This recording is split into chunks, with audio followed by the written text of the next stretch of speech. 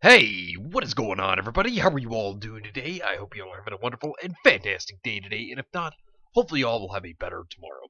So today I wanted to have a discussion about Caroline Cordovin, and is she actually a good leader or a bad leader? So we're going to look at Caroline Cordovin's characteristics and see if she actually has what it takes to be a good and competent leader, or if she's not a very good leader at all. So, sit back, relax, I hope you all enjoy, and let's go ahead and get started.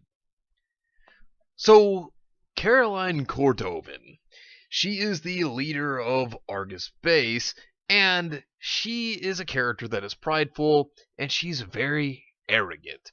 But she does hold Atlas in high regards. And although she holds Atlas in high regards, she greatly exaggerates how good Atlas truly is, and if any faults are pointed out about Atlas or General Ironwood, then she goes immediately to the defense of both Atlas and General Ironwood to prove that, no, there's no flaw in them. Everything's perfect. And she puts Atlas on such a high pedestal that she believes that if Atlas were to go to war with the world, that Atlas would come out on top and that they would win ultimately. This shows you how highly Cordovin believes in the kingdom of Atlas as well as General Ironwood. And not only this, but Cordovin is so dedicated to her job that she takes it to extreme measures. Just like how she put Maria on the additional screening list for life just because she brought contraband one time. So she's so extreme with her job that contraband one time will get someone put on the screening list. It shows you how far she'll take her job and how seriously she takes it. So anyone that crosses Cordovin, yeah, they're really going to be messing with fire if they really try to bother her or get on her bad side. And even when it came to RWBY trying to convince Cordovin to allow her group to get into Atlas's closed borders, she says no because Ironwood closed off the borders, because she believes that Ironwood is doing the right thing with this decision. And she just pushed them out and didn't even try to listen to what they had to say, really. And it's just like she said, she pushed out their friends from the day before, which would be Team Juniper. And so since she kicked them out, she didn't care. And the only thing she even stated that she would consider doing is let Weiss go back home. And that's probably partially because she is also from Atlas. And it seems that Cordovin doesn't really care too much for the people outside of Atlas, or that are not from Atlas. It goes back to what she stated to RWBY and her group. You civilians are clearly incapable of comprehending the importance of our mission here in Argus. So allow me to say this slowly, with smaller words. This base, that relay tower, the very safety of Argus are all gifts from the glorious kingdom of Atlas, and it is my duty to uphold them, as only I have the wit and tenacity for such a task. So it shows you how highly she thinks of herself, but at the same time, it shows you how lowly she thinks of the people of Argus, and how she's really just there to carry out her job because that's what Atlas told her to do.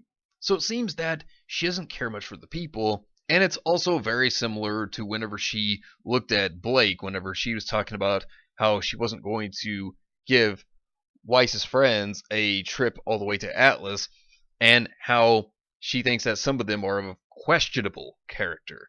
So it shows that she's not particularly fond of Faunus, which one thing I will comment here is that it's good that they're showing a little bit of Faunus discrimination because there's not been a whole lot of it. And that's what Volume 6 has done a little better of, is trying to show more of that. But maybe Volume 7 will show a little more of the Faunus discrimination, how the people of Atlas feel about the Faunus. But we'll just have to wait and see. But that's a topic for another time. Anyways, but seeing how Cordovin thinks so highly of herself, so highly of Atlas, and then so lowly of the people of Argus, this starts to kind of tell you something about her leadership and her roles. So, looking at how she completely shut out RWBY and that group.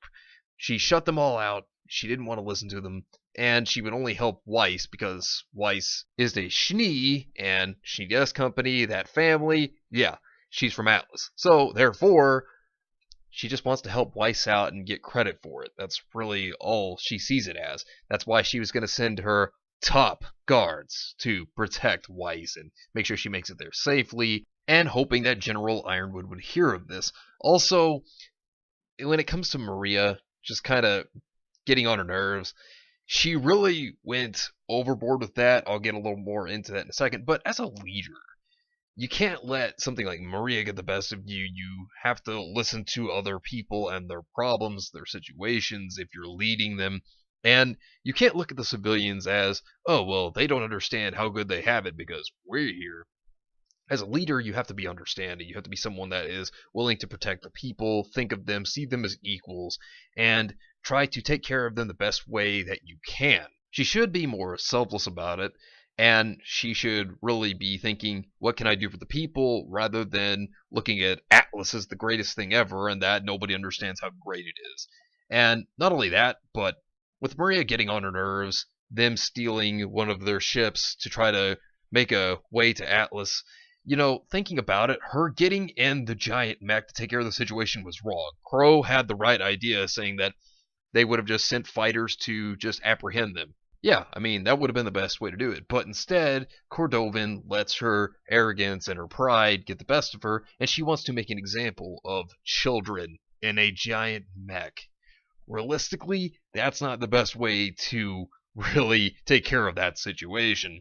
You would think that she would just try to apprehend those that were doing wrong and hold them accountable for what they did, but rather she would prefer to show the military might of Atlas, to show off how big and bad they really are, to throw credit under Atlas's belt here, as well as her kind of going, oh, I don't know, insane, because, just because one person is getting on your nerves, that doesn't exactly mean you should just get out the big guns and try to make an example out of them, as Cordovin stated. So is Cordovin really a good leader?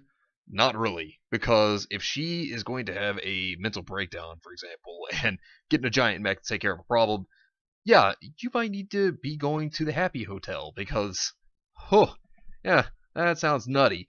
And not only that, but it just seems like she's about herself and Atlas rather than she is trying to be selfless and trying to guide and protect the people. But that's just what I think. But anyways, let me know what you think down below. Do you agree? Do you disagree? Let me know in the comments down below. But anyways, thank you all for watching. I hope you all enjoyed. And if you did enjoy, hit the video with a like. Subscribe if you want to see more content like this. And share with your friends if you found this informative or useful. Anyways, I hope you all have yourselves a wonderful and fantastic day today. And remember, if today was not a good day, tomorrow could always be better. Take care of yourselves and everyone around you. And have yourselves a good one out there, everybody.